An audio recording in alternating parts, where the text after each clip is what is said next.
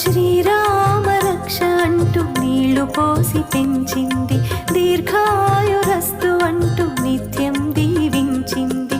నూరేళ్ళు నూరేళ్ళు ఎదిగి బ్రతుకు అమ్మ చేతి నీళ్లతో, నడక నేర్చుకుంది బ్రతుకు అమ్మ చేతి వేళ్లతో.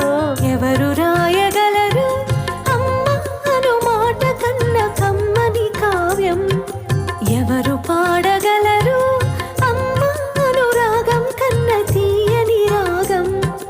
అమ్మేగా తొలి పలుకు నేర్చుకున్న భాషకి, అమ్మేగా ఆది స్వరం ప్రాణమనే పాటకి. ఎవరు రా